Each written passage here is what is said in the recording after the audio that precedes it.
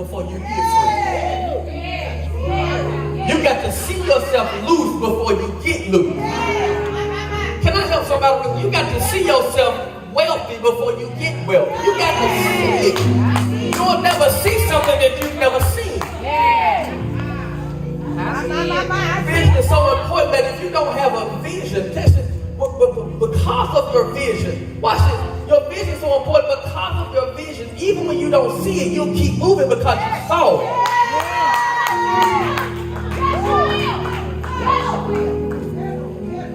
See, I just believe God to do some stuff. So before God do it, I'm encouraged to keep going because I already saw it. Yes, Lord. Thank you, God. Yes, Lord. You got to see yourself better before you get better. You'll never get better if you don't see it now. So real quick, can you just take 10 seconds to see into your mind what you believe God to do? I don't know what you need. I don't know the dream that you had. I don't know what God has worked in your spirit. But real quick, do yourself a favor and see in your mind what you want to see with your eyes.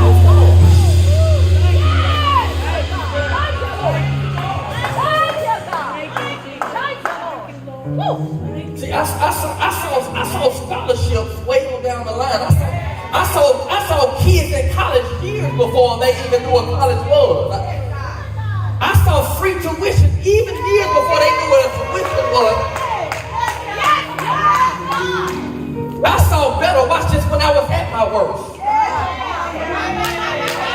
That's good. That's good. I saw redemption before y'all even heard of it.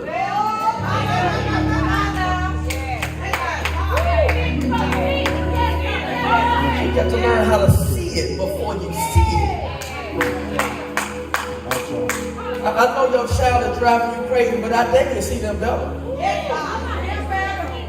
I know your husband is not what you thought you married, but I dare you to see him better.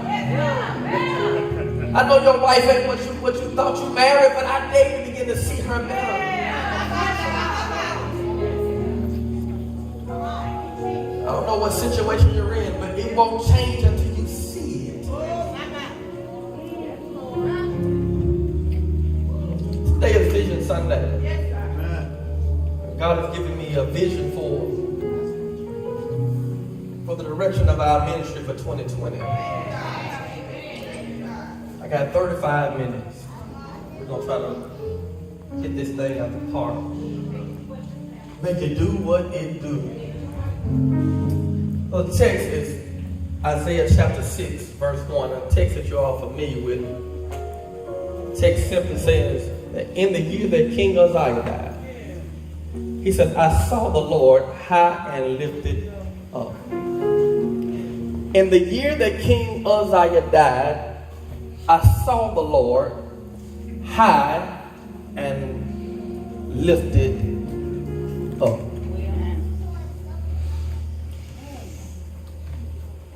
It is my, be seated. I'm there. Yeah, I'm already there. It is my intention each week, each month, each year, I intentionally and earnestly fight to provide you with substantive and relevant preaching material. It's my intention to try to provide things that's substantive and relevant, and that's always pregnant with possibility. Pregnant with possibilities, something yet powerful, and even, watch this, this is where it has to be more practical. It's my desire to be both doctrinal and dope at the same time. It's my desire to be both doctrinal and dope and doctrinal. It's my belief that the people of God are called to be the salt of the earth. Which means not only are we called to preserve the earth, but we're also, watch this, called to add flavor to it. We're not just called to preserve the earth, we're called to be salt, to add flavor to it. And I don't know about you, but I just don't want to be salt. I want to be like Lowry's. I want to sprinkle some seasoning on it. You can have that bland stuff if you want. I like my stuff to have some, I ain't calling no names, but I don't like bland food. I want my stuff to have some seasoning on it. I know it might be more healthy to be bland, but I'd rather have some seasoning. I'm just telling you what I prefer to have. I ain't telling you what I'm going to have. I just tell you what I prefer to have. I know my mama get mad. No, I'm just talking about I prefer to have seasoning. So just like Larry, I like to sprinkle some seasoning on my ministry. I like it to be dope and doctrinal. That's important to me. Why? Because the psalmist said, oh, taste and see that the Lord is good. Which is why I don't want what I do for the Lord to just have flavor. I want it to be good. I'm not saying that it's up to me to make God good. God is infinitely good all by himself. I'm saying that the people of God, watch this, must be cognizant of how we package, present, and promote the gospel of God. Can I say that again? The people of God must be cognizant of how we package, present, and promote the gospel of God. You see, sometimes you have to package it, present it, and promote it in such a way that people want what you get. What must I do to be saved? What must I? They got to see your life. And so what must I do to be saved? Now, every now and again, watch this, you got to learn how to sell it. Y'all don't like how that sounds. You got to learn how to sell it. You got to sell it in your living and sell it in your language. You can't tell me about how to save money and stack money and get money, but you don't look like money. You can't watch this. You can't invite me to your church if I can't even tell you go to church. The Bible says you got to go into the highways and byways and compel. That means to influence. You got to compel to draw them to come. I've said it before. You got to watch this. You got to learn that sometimes it's okay to impress people so you can impact people. You got to know it's okay. It's okay to impress people so you can impact people, because your job is to draw the attention of the people so you can in turn shift that attention to God.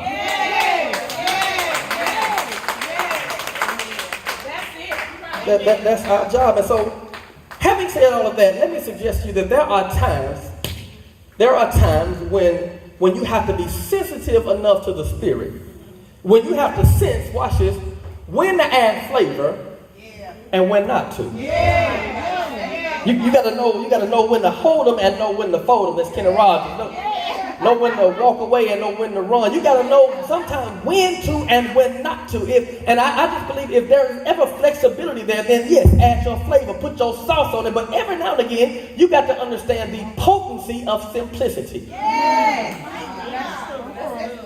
The potency of simplicity. Let me say it this way. Every woman needs in her inventory the elegance of a little black dress. Am I right? Every woman needs a little black dress. Every woman needs in her inventory a little black. The uniqueness of a little black dress is that you don't have to add nothing to it. You don't have to add nothing to it. You don't have to color block it. It is what it is. It's a statement all by itself. Fellas, don't trip on the classic black suit. You don't have to add nothing to it. It's baller all by itself. There are some things that you don't have to add nothing to. These are things that you don't have to add nothing to. That's the potency of simplicity. What am I saying? I'm saying, watch this, it's cool to be dope, but please understand that every now and again you can't be both dope and doctrinal. Sometimes you just got to be doctrinal and be fine with it. There are times when doctrinal alone will do. What are you saying? Listen, God gave me one word for 2020. He gave me one word for 2020, and that one word, I promise you, is pregnant with possibility. That one word that God gave me for 2020 is pregnant, it's powerful and yet practical. God told me to tell you in 2020, watch this, he told me to tell you, David, make sure you let them know that this year, in 2020, I need them to come closer. Look at your neighbor and shout, closer.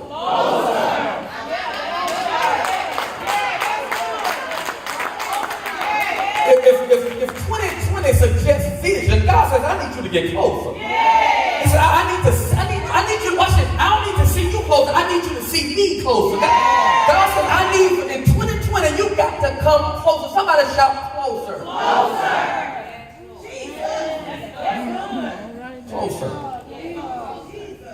He gave me one word. I said, Lord, can I trick that out? Can I make it look no? Closer. Junior, I tried to put some fly on it. No, he said, no, closer.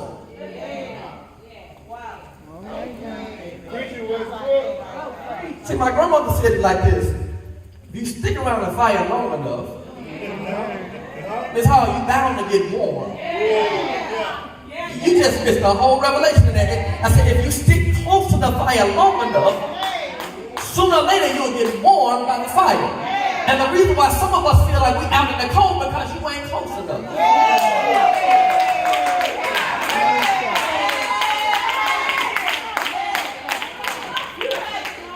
Look at your neighbor and say closer. The text says, in the year that King Uzziah died, I saw the Lord sitting upon the throne, high and lifted up. Somebody say closer.